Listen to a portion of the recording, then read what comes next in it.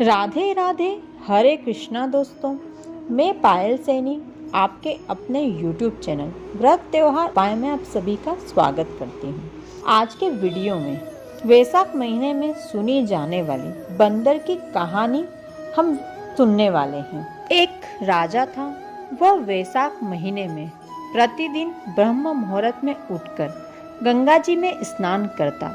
राजा का आदेश था कि मुझसे पहले गंगा जी में कोई भी स्नान नहीं करेगा। राजा जब गंगा जी में स्नान करने जाते तो उन्हें प्रतिदिन शांत जल के स्थान पर हिलता हुआ जल, हलचल युक्त जल दिखाई देता था। तो राजा को संदेह होता था कि निश्चय ही मुझसे पहले कोई प्रतिदिन गंगा जी में स्नान करता है। अतः राजा ने नदी के तट पर पहरेदार बिठा दिए।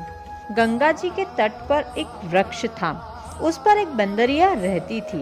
वह प्रतिदिन राजा के स्नान करने से पूर्व स्नान करके वृक्ष पर चढ़कर बैठ जाती थी। इस प्रकार होते होते पूरा वैशाख माह व्यतीत हो गया, किंतु अंतिम दिन तक राजा के सिपाही ने देख लिया और उस बंदरिया को पकड़कर राजा के पास ले गए और कहा कि यह बंदरिया आपसे पूर्व प्रतिदिन गंगा जी में स्नान करती है। उधर राजा की प्रतिज्ञा थी कि यदि कोई भी स्त्री मुझसे पूर्व स्नान करती होगी तो मैं उससे विवाह कर लूंगा।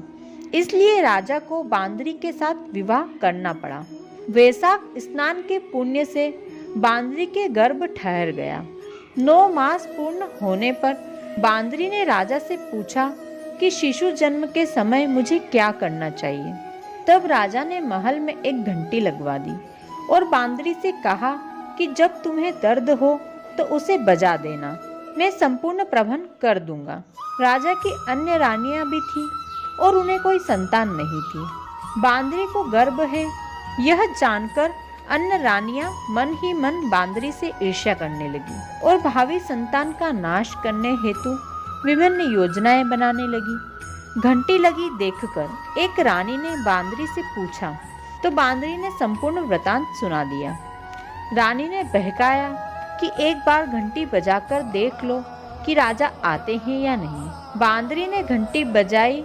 एक बार घंटी बजाकर देख लो कि राजा आते हैं या नहीं। बांदरी ने घंटी बजाई तो राजा दौड़े दौड़े महल में आए और घंटी बजाने का कारण पूछा। इस पर बांदरी ने उत्तर दिया, मैंने तो रानियों के कहने पर घंटी बजाई थी। तब रानियों ने राजा से कहा कि यह तो पशु है और ना जाने कितनी बार घंटी बजाएगी। इस प्रकार कहकर उन्होंने घंटी को हटवा दिया। कुछ दिन बाद बांदरी ने शिशु का जन्म समय आया तो उसने अन्य रानियों से पूछा कि मैं क्या करूं। तब रानी ने कहा, तुम अपनी आंखों पर पट्टी बांधकर सो जाओ। बांदरी के वैशाख माह के स्नान के पुण्य प्रताप से एक सुंदर पुत्र का जन्म हुआ। शिशु के जन्म होते ही उसके रोने से पूर्व ही रानियों ने उसे एक टोकरी में रखकर दासी को दे दिया और आदेश दिया कि इसे नदी में बहाकर आ जाओ और उस शिशु के स्थान पर एक पत्थर रख दिया।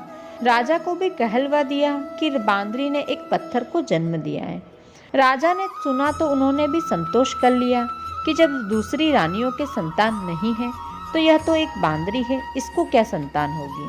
उधर दासी ने उस सुंदर शिशु को नदी में न बहाकर कुमार के खंडड़ में रख दिया। दूसरे दिन कुमार कुम्हारिनी खंडड़ में आए तो उन्होंने वहां एक सुंदर शिशु को रोते हुए देखा। कुमार कुम्हारिनी निसंतान थे। उन्होंने उस शिशु को अपने लिए भेजी गई भगवान की भेंट माना और बड़े प्रेम से शिशु का पालन पोषण करने लगे। बड़ा होने पर बालक को यह ज्ञात हुआ कि वह रानी बंदरी का पुत्र है, जिनको रानियों ने मरवाना चाहा था। एक दिन वह बालक कुम्हार से बनाए हुए मिट्टी के हाथी घोड़े लेकर पनघट पर जा बैठा और दासियों को देखकर कहने लगा कि आओ रे, मेरे मिट्टी के हाथी घोड़े से पानी पियो। जब दासियों ने बात सुनी तो वह हंसने लगी और बोली, अरे मूर्ख, कभी मिट्टी के हाथी घोड़े भी पानी पीते हैं क्या। इस पर उस बालक ने कहा कि कभी बंदरी के पत्थर जन्म लेता है क्या। उस बालक की यह बात दासियों ने जाकर महल में कही। तब रानियों ने दूसरे दिन विष मिलाकर लड्डू भेज दिए। ईश्वर की कृपा से लड्डू गोंद और बादाम के हो गए और उन लड्डू को खाने से लड़के की मृत्यु नहीं हुई। यह समाचार दासी ने रानी को कहा और रानी ने राजा से कहकर कुम्हार को देश निकलवा दिया।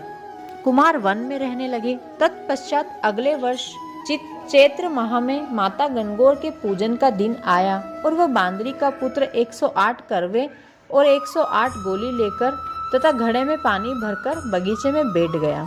उधर राजा की और साहूकार की पुत्रियां गणगौर बनाने के लिए मिट्टी लेने आई और बगीचे में खेलने और झूलने लगी। इस कारण कुछ समय बाद उसे प्यास लगने लगी। तब उन्होंने उस बंदरी के पुत्र से जल पिलाने के लिए कहा तो उस बालक ने उत्तर दिया कि मेरे पास एक गोली है, उसे खाते जाओ और मेरी चारों ओर फेरे लगाती जाओ, तब मैं तुम्हें जल पिलाऊंगा। इस पर पहले तो कन्याओं ने मना किया, किंतु प्यास तीव्र होने के कारण मान गई। इस प्रकार गोली खाने और उस युवक के साथ फेरे लेने से वह गर्भवती हो गई। बाद में जब उनके माता पिता को यह ज्ञात हुआ तो सभी कुमार के पास आए और संपूर्ण वृत्तांत सुनाया तथा कहा कि तेरे पुत्र ने हमारी कन्याओं से विवाह किया है, अब इन्हें अपने पास रखना होगा। तब कुमार ने निर्धन होने के कारण अपनी असमर्थता व्यक्त की। 2 कन्याओं के माता पिता ने बहुत सारा धन देकर अपनी कन्याओं को कुमार के घर विदा किया और कुमार के घर 108 बहुएं आ गई और कालांतर में उनके 108 पोते हो गए। कुमार ने समस्त नगरी को भोजन हेतु आमंत्रण दिया और राजा को भी बुलवाया। राजा के यहाँ से रानी बंदरी के अतिरिक्त सब भोजन हेतु पधारे। तब राजकुमार राजा की आज्ञा लेकर बांदरी को लेने रथ पालकी लेकर गया और लाकर सभा में सबसे ऊंचे स्वर्ण आसन पर बिठाया। राजकुमार ने अपनी सभी पत्नियों को समझा दिया था कि बांदरी मुझे जन्म देने वाली माता है। एक बहू रानी बंदरी के चरण स्पर्श करती गई और एक सोने का सिक्का और पोते को गोद में देती गई। तब राजा और अन्य रानियों ने यह सब देखा तो कुम्हार के पुत्र से इसका कारण पूछा।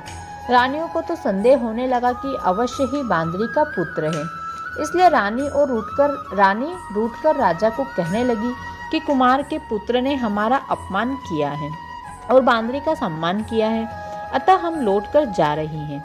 इधर राजा को पुत्र के जन्म का संपूर्ण रहस्य ज्ञात हो गया, इसलिए उन्होंने रानियों को देश निकाला दिया और अपनी सभी पुत्र वधू और पोत्रों को लेकर महल में आ गए।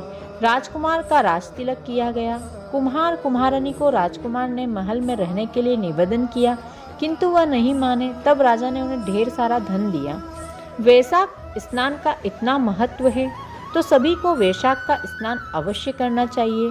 बांदरी ने वैशाख स्नान किया तो उसे राजा का राजपुत्र, बहुएं, पौत्र आदि प्राप्त हुए।